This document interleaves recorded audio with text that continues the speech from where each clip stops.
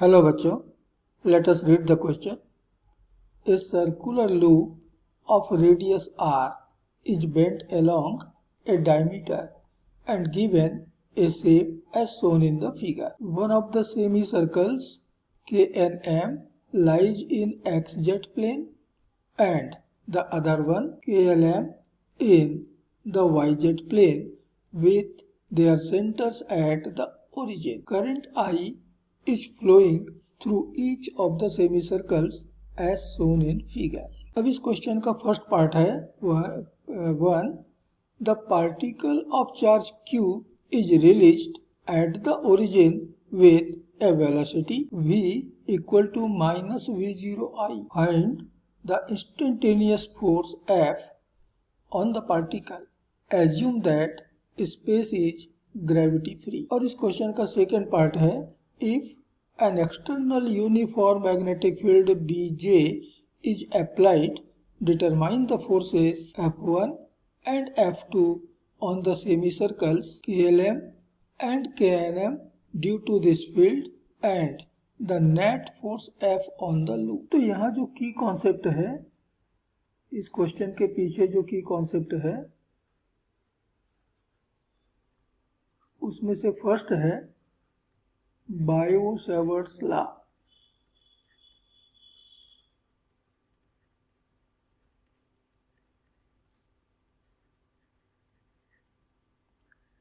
और सेकंड है Lorentz force.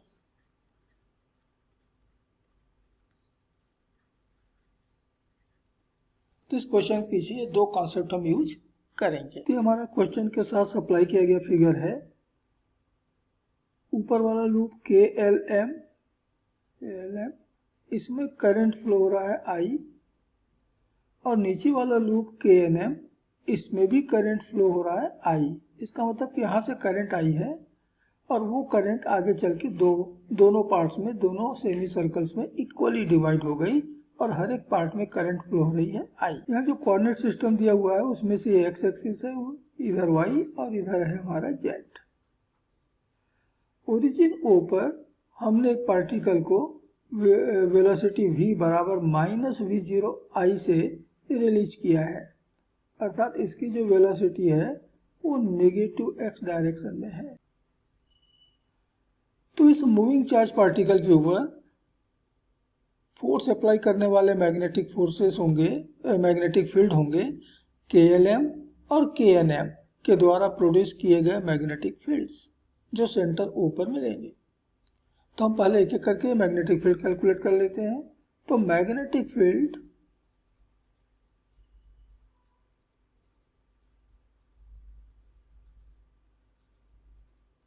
Due to KLM, हम इसको B1 कहें तो B1 बराबर मिल रहा है.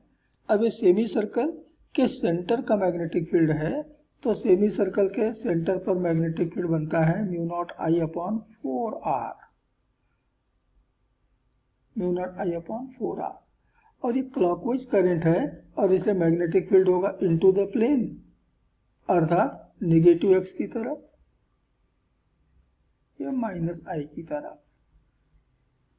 ऐसे ही हम मैग्नेटिक फील्ड कैलकुलेट कर लेते हैं दूसरे सेमी सर्कल KNM के कारण. सो मैग्नेटिक फील्ड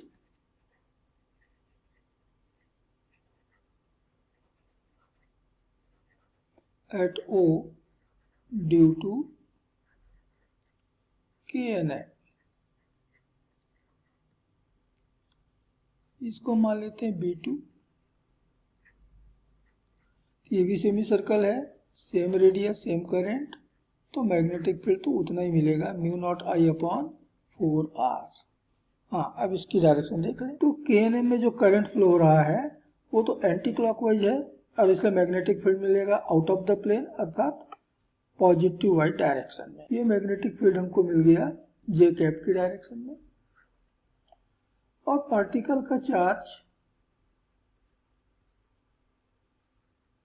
हमको दिया हुआ है Q और वेलोसिटी v, ये बराबर दिया है माइनस v0 I.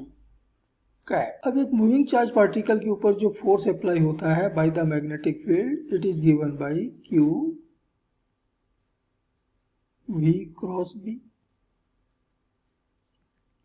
तो यहाँ तो Q की जगह Q ही है, V की जगह हमको मिल रहा है minus V0I cap cross B, यहाँ पर हो गया B1 प्लस B2, दो मैग्नेटिक फील्ड है।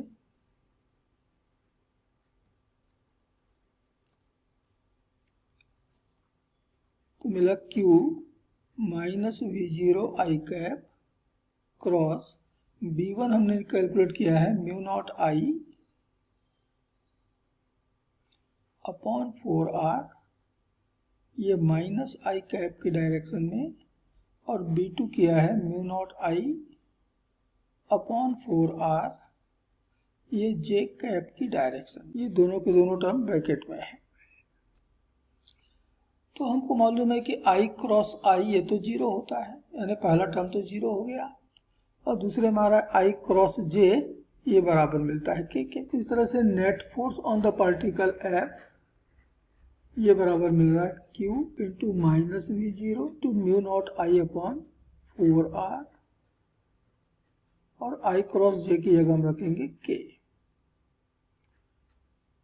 तो फोर्स अप्लाई हो रहा है mu naught Q V not I upon 4R in the direction of minus K, अर्थात नेगेटिव Z डायरेक्शन में उस पार्टिकल के ऊपर फोर्स अप्लाई होगा। तब हम क्वेश्चन के सेकेंड पार्ट में आते हैं। तो ये कहता है if an external uniform magnetic field BJ is applied, determine the forces F1 and F2 on the semi circles KLM and KNM due to this field and the net force on the loop. तो current carrying wire के ऊपर magnetic field का force F ये बराबर दी जाती है I the current into L cross B, length of the conductor into magnetic। तो हम पहले कैलकुलेट कर रहे हैं force applied on the KLM, जिसको क्वेश्चन ने कहा F1, तो F1 कैलकुलेट करते हैं, तो KLM पर जो फोर्स अप्लाई हो रहा है वो,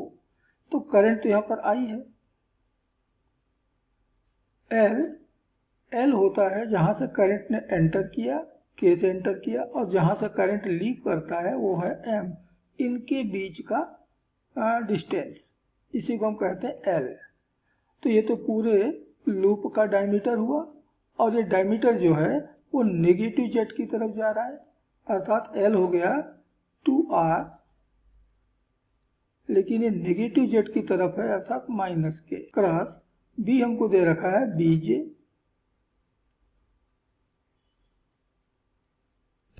सॉल्व करने पर हमको मिल रहा है 2I RB।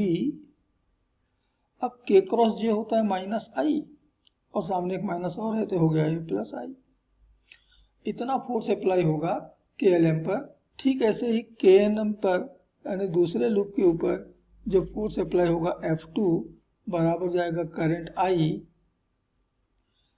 इसके लिए भी करंट एंटर कर रहा है K से और करंट लीव कर रहा है M से, तो इसका भी लेंथ हो जाएगा 2R के ही बराबर, और इसकी डायरेक्शन भी वही होगा माइनस K, और यहाँ भी मैग्नेटिक फील्ड हो जाएगा वही है BJ। तो यहाँ पर भी फोर्स लग गया 2IR B I की डायरेक्शन में। तो दोनों लूप के ऊपर मैग्नेटिक फील्ड ने सेम फोर्स अप्लाई किया है in the same direction, and therefore net force F बराबर F1 प्लस F2 दोनों का सम। तो दोनों तो सेम डायरेक्शन में है, इसलिए आपस में जुड़ जाएंगे और बराबर मिलेगा 4IRB along I कैप। तो ये इस क्वेश्चन के फाइनल आंसर से हैं। Hope you understood it well. Best of luck.